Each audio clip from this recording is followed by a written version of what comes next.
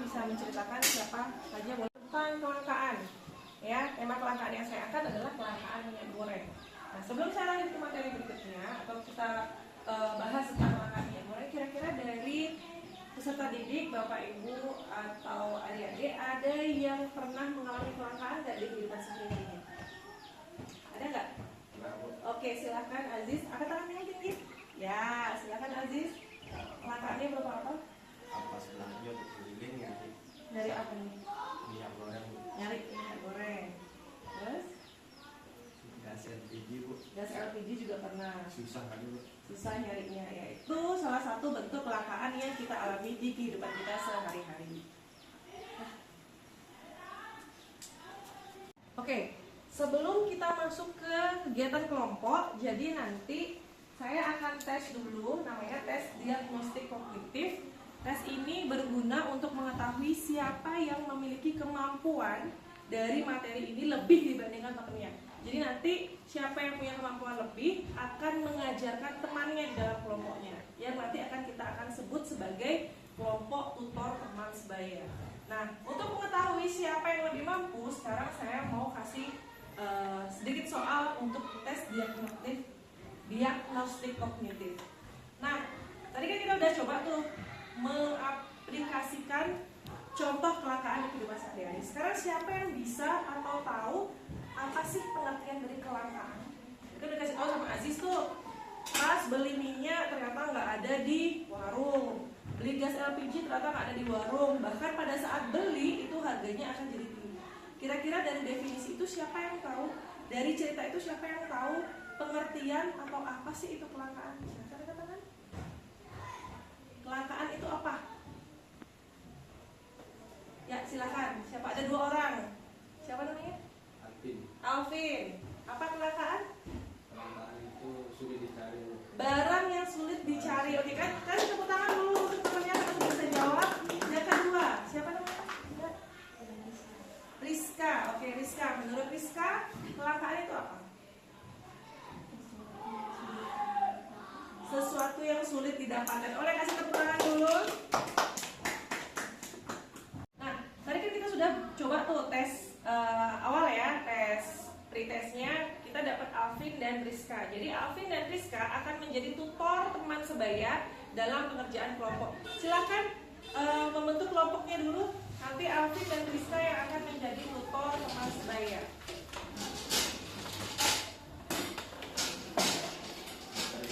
Ya, silakan diputar. Boleh.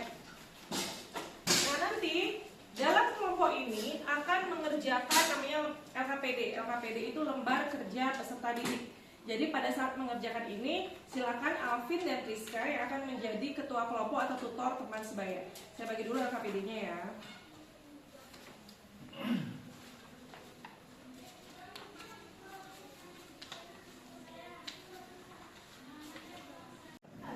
Saya rasa karena ini suasananya sangat panas. Nah, itu sebelum pelajaran kita mulai, sekarang kita mulai dengan diagnostik kognitif atau ice breaking.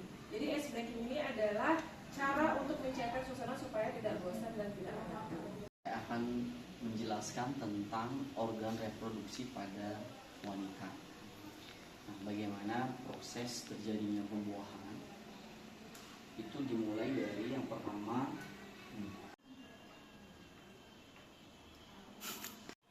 Bu, saya kan mau putus sekolah di pondok dan mau daftar di PKBM, bagaimana caranya?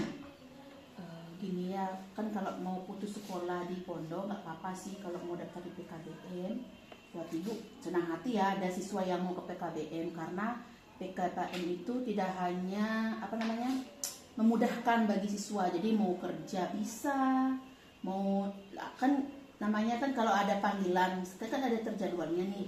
Kalau kita masuk di PKBM, sekolahnya kan cuma 3 hari itu dalam seminggu, jadi bisa Jumat, Sabtu, Minggu. Nah di hari lain itu kamu bisa bekerja, nah jadi memudahkan lah mencari uang sekaligus belajar. Nah kalau mau pindah ke PKBM bagi ibu sangat tepat bagi kamu, karena apa? Karena mondok pasti ada rasa bosennya ya, ada bosennya pasti ya. Nah untuk itu gak apa-apa buat ibu yang mau di PKBM, yang penting asal mau ada tekad, niat kalau mau daftar gampang, nanti bisa dihubungi, ada Pak Rahmat Bustomi, bisa langsung ke ibu. Ya, bisa dipahami kan ya? Bisa. Ya, jadi PKBM itu setara dengan sekolah-sekolah formal lainnya. Yang dibutuhkan kan adalah legalitas. Nah, kalau kamu tidak sekolah, berarti kan nggak punya ijazah. Nah, kalau kamu melamar kerja dimanapun kan butuh ijazah. Nah, jadi kamu itu butuh legalitas. Ya. Kita akan memilih ketua kelas. Siapa yang mau jadi ketua kelas? Ajis.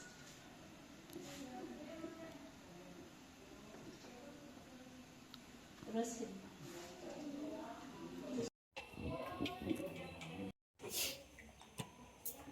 Ya anak-anak, saya sebagai wali kelas kalian, ini karena sudah akhir semester. Ya sebelum kita memulai pembelajaran hari ini, yaitu tentang narkotika, psikotropika dan zat adiktif, alangkah baiknya kita berdoa terlebih dahulu. Ya, siapa yang bisa memimpin doa? Ya, silakan, langsung senyum aja, tidak apa-apa. Lagi silakan.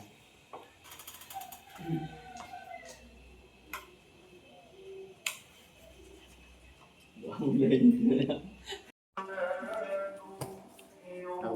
Ya, silakan taruh di depan ulangannya.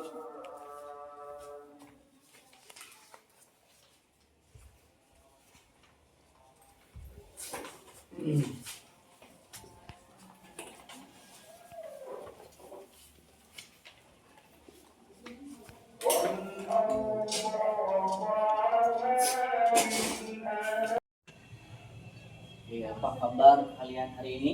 Baik. Sebelum saya menjelaskan tentang narkotika, psikotropika, dan zat adiktif, dan sebelum kita membahas ini semuanya, alangkah baiknya kita mulai dengan doa. Siapa ketua kelasnya? Ya, Pak. Oke, Rizka. Silakan Rizka, pimpin doa dulu.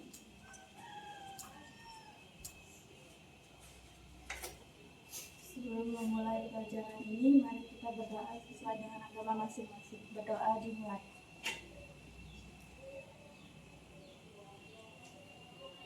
Berdoa selesai.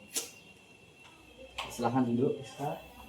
Ya, sekarang kita akan bahas tentang narkotika, psikotropika, dan zat adiktif. Ada yang pernah dengar?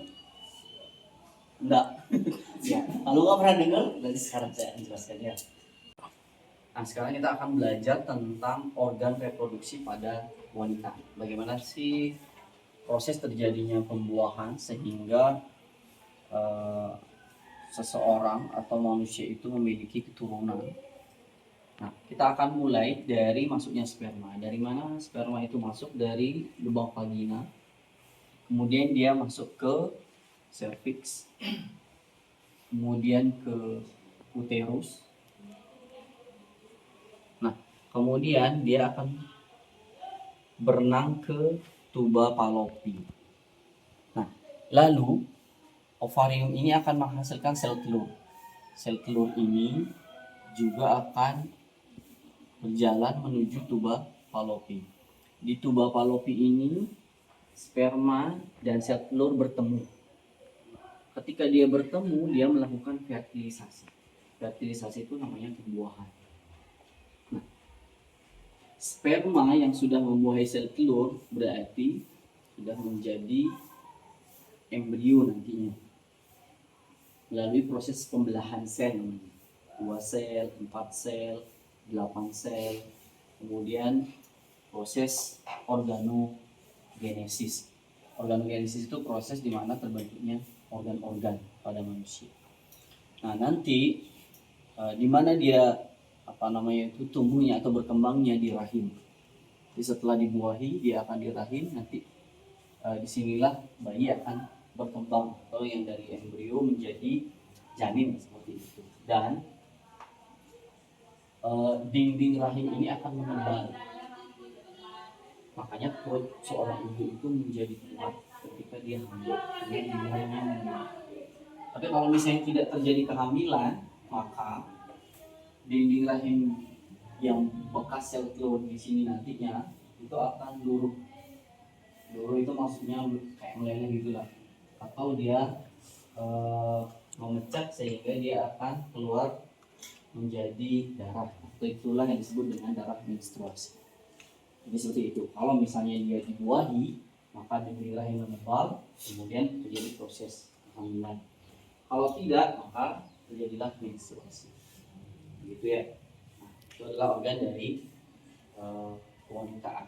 Kemudian bagaimana cara untuk menjaga organ reproduksi kita? Tadi sudah saya jelaskan tentang alat reproduksi laki-laki juga.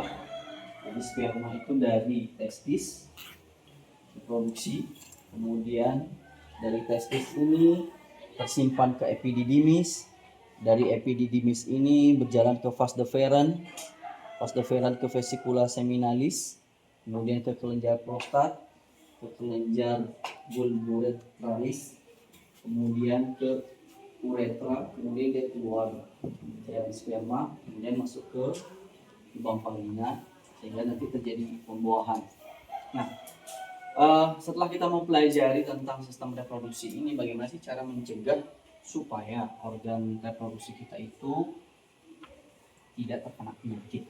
Nah, salah satu caranya adalah ketika kita membuang air kecil itu harus bersih, terutama yang cewek. Kalau misalnya habis buang air kecil itu harus pakai tisu atau handuk secukupnya.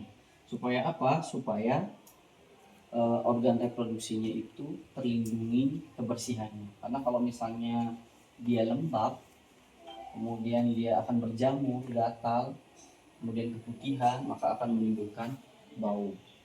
Nah, caranya adalah dengan cara membersihkan setelah membuang air kecil.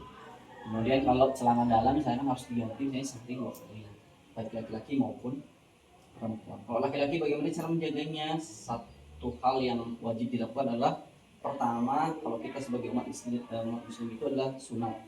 Karena kalau nggak sunat itu bagian ujungnya itu kalau misalnya habis kencing itu ada air yang masih nempel. Jadi itu nggak bersih. Kalau kita nggak suci malah. Makanya kita sunat dulu sehingga ketika membersihkannya semuanya habis. Nah itu juga harus dikeringkan kan setelah buang air kecil gitu. Tapi biasanya kalau laki-laki itu agak malas sedikit ya. Beda dengan perempuan lebih rajin karena kita tahu bahwa perempuan itu lebih itu harus dijaga lah daripada laki-laki. Itu ya. Obat-obatan ini itu mengandung atau bisa menyebabkan kita itu berhalusinogen. Halusinogen itu artinya berhalusinasi, kayak masuk surga sebentar lah. Makanya bisa menyebabkan kecanduan. Tapi ini berbahaya ya. Biasanya dipakai untuk kesehatan baru boleh. Kalau untuk diri kita sendiri itu nggak boleh. Bahkan yang sederhana aja berbahaya kayak lem. Kalau lem ada yang menggunakan lem sebagai halusinogennya dia untuk itu biar melayang-layang sedikit, tapi itu berbahaya. Gitu. Nah, sekarang kita akan lanjut ke materi ini, ke materi nafza. Kita itu harus terhindar dari obat-obatan terlarang itu. Kenapa? Karena salah satunya adalah untuk menjaga diri kita dari kerusakan tubuh. Ini contoh gambar-gambar yang bisa dilihat. Ini misalnya mengkonsumsi narkotika dan obat-obatan terlarang itu seperti ini. Dia bisa overdosis dan bisa menyebabkan bahkan kematian. Nah itu nggak boleh.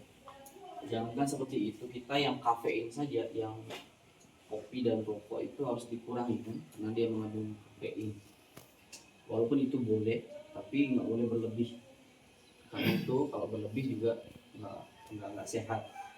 Nah, apalagi yang obat-obatan terlarang, yang boleh saja itu harus dibatasi. Apalagi obat-obatan yang terlarang ini malah nggak boleh sama sekali. Kalau kata Roma Irama itu minuman keras pun status nggak boleh. Apalagi narkoba, narkoba itu berbahaya. Nah ini yang menyebabkan nantinya psikologis kita rusak, malas sekolah, malas belajar, cita-cita nggak nyampe, akhirnya putus sekolah. Itu yang nggak boleh. Itu harus dihindari, dijauhi, bahkan jangan sampai diingat. Kalau ada teman-teman yang mengajak itu langsung tinggalkan. Itu bahkan bila perlu nasihati teman, karena ini berbahaya bagi masa depan kalian semua. Oke.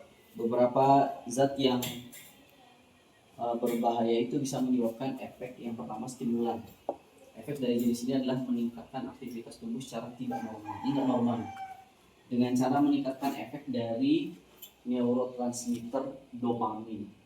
Jadi dopamin itu kadang bisa dipakai untuk abuse dan sebagainya. Nah ini yang nggak boleh untuk kita yang sehat, bahkan sembarangan itu nggak boleh. Sehingga otak terus terstimulasi untuk beraktivitas dan akan memperkuat aktivitas saraf simpatik. Akibatnya peningkatan dari jantung dan tekanan darah, sulit tidur, bahagianya semu, bersemangat walaupun lemah. Nah ini yang berbahaya.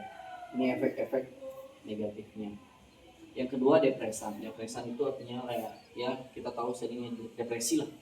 Sulit fokus, hilang kesadaran, mati rasa, nafsu makan hilang, sistem pernapasan gagal berfungsi, efeknya jadi kurus, kering, dan lain sebagainya. Nah ini contoh-contohnya opium, barbiturat, alkohol, dan nggak ada yang konsumsi alkohol sih. Kalau kita kan haram ya, nggak boleh walaupun tetes kata Roma ini. Yang ketiga halusinogen, seperti yang saya katakan tadi, berhalusinasi, kayak bengong, menghayal, menyebabkan halusinasi. Nah, ini akibatnya apa? Penggunaannya akan merasa ngefly, sangat indah, ya. Terlepas dari dunia nyata, nih bicara ngelantur, nggak masuk akal, tidak merespon, stimulus menumbai. Jadi udah nggak nyambung itu, kalau diajak ngobrol nggak nyambung, leler dan lain sebagainya. Ini efek yang sangat berbahaya. Nah, selanjutnya narkotika dibagi beberapa golongan 1, 2, 3. Yang pertama contohnya heroin, kokain, dan ganja. Ini yang berbahaya, yang memiliki efek ketergantungan tinggi. Golongan 2 ini yang biasanya golongan 1 pakai pengobatan ya. Kalau golongan 2 itu morfin. Efeknya ketergantungan sedang dan bisa dipakai terapi pengobatan. Ini biasanya dipakai pengobatan tapi yang tertentu ya, nggak bisa konsumsi sembarangan. Golongan 3 contohnya kodein. Itu efek ketergantungan rendah sehingga banyak dipakai terapi pengobatan. Ini obat-obatan ini boleh legal tapi untuk pengobatan, bukan untuk sembarang konsumsi. Makanya barang ini tetap ada, tapi dilarang untuk konsumsi umum. Kemudian ada psikotropika. Psikotropika itu ada beberapa golongan. Yang pertama golongan 1, contohnya ekstasi dan LSD. Efek ketergantungannya sangat tinggi. Nah ini bahkan tidak dipakai untuk pengobatan. Golongan 2 amfetamin, efek ketergantungannya tinggi tapi masih bisa dipakai pengobatan. Ini obat-obat di apotek itu masih pakai amfetamin. Golongan 3 efek ketergantungannya sedang, lumayan banyak, digunakan dalam pengobatan. Ini masih digunakan untuk pengobatan. Kalau yang golongan 4 efek ketergantungannya lemah atau rendah dan umum digunakan untuk pengobatan.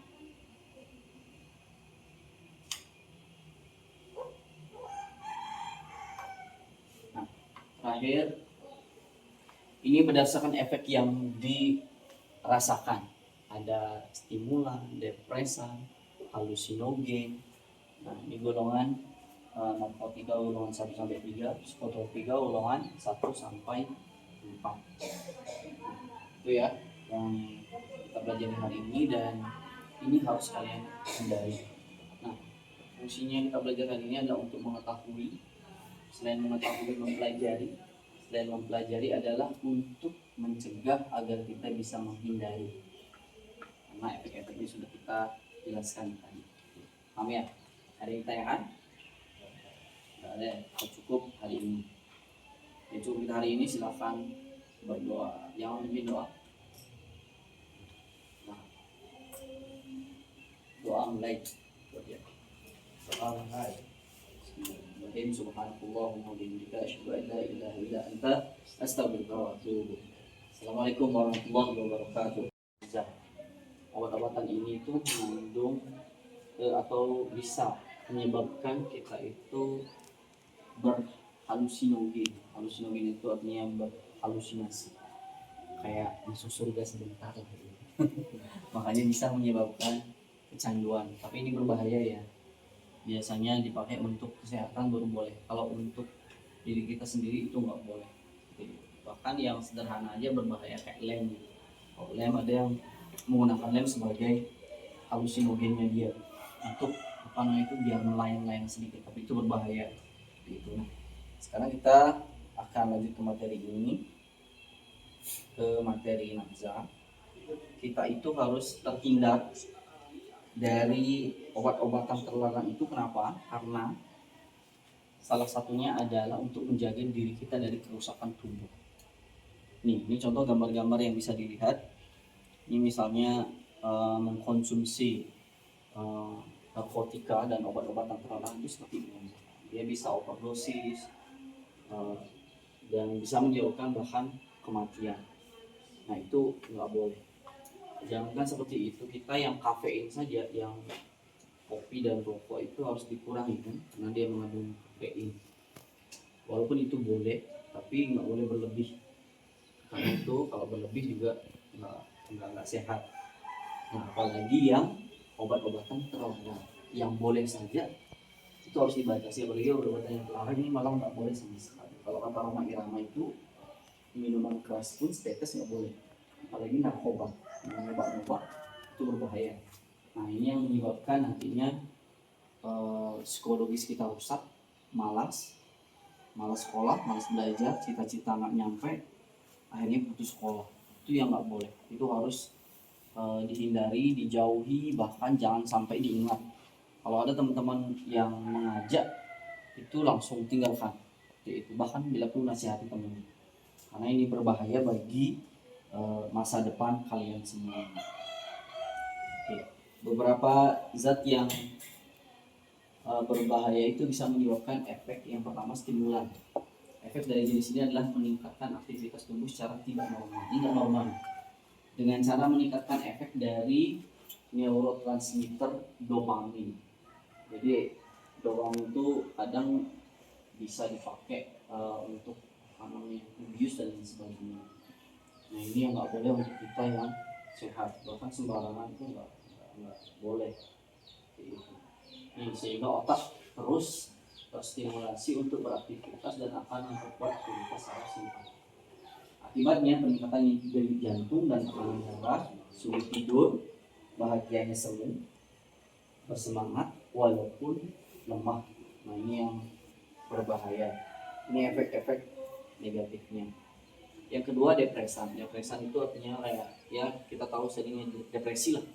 Sulit fokus, hilang kesadaran, mati rasa, nafsu makan hilang, sistem pernapasan gagal berfungsi, dia efeknya jadi kurus, kering, dan lain sebagainya. Nah ini contoh-contohnya opium, barbiturat, alkohol, dan nggak ada yang konsumsi alkohol semua. Kalau kita kan haram ya. Boleh walaupun tetes kata Roma ini. Yang ketiga halusinogen, seperti yang saya katakan tadi, berhalusinasi, kayak bengong, menghayal, menyebabkan halusinasi. Nah ini akibatnya apa? Penggunaannya akan merasa ngefly, sangat indah ya. Terlepas dari dunia nyata nih, bicara ngelantur, nggak masuk akal, tidak merespon stimulus dengan baik.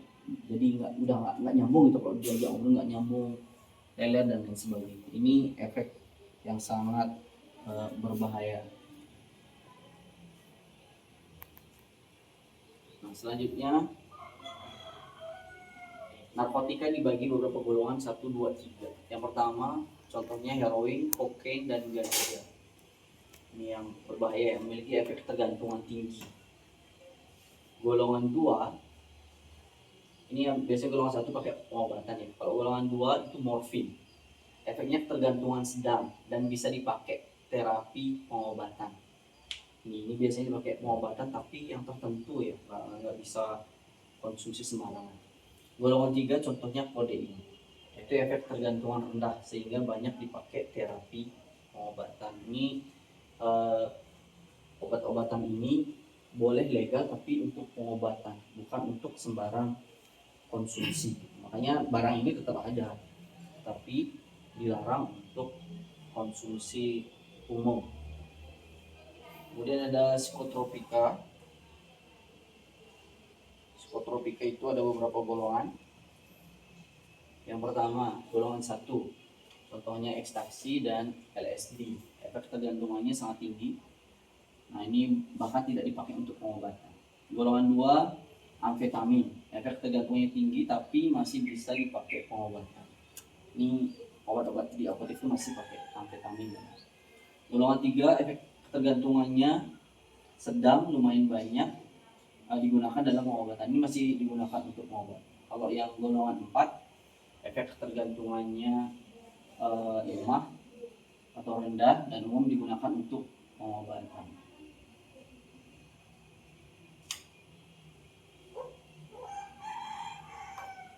Nah, terakhir, ini berdasarkan efek yang dirasakan.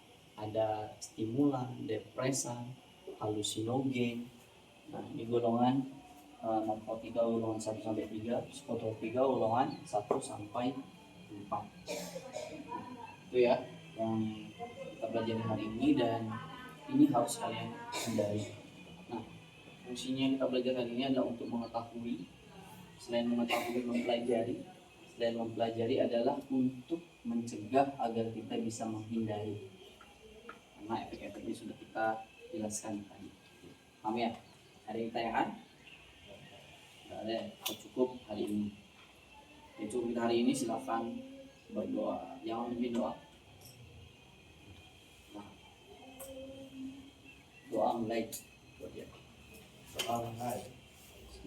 Subhanallahumma wa bihamdika asyhadu an la ilaha illa anta astaghfiruka wa atubu ilaik. Assalamualaikum warahmatullahi wabarakatuh.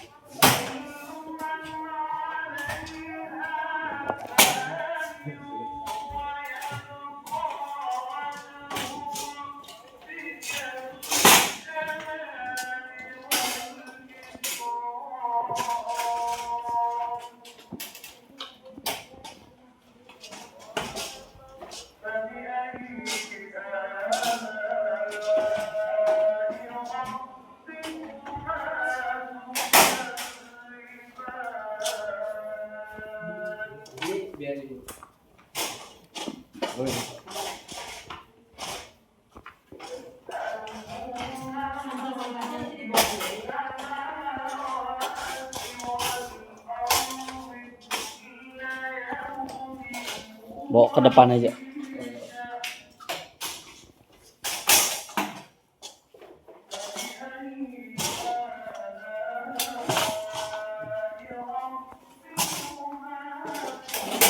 Atau biarin dah satu.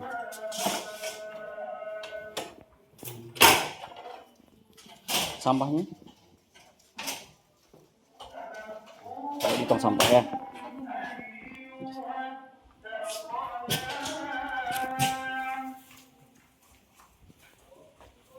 فبأي آلاء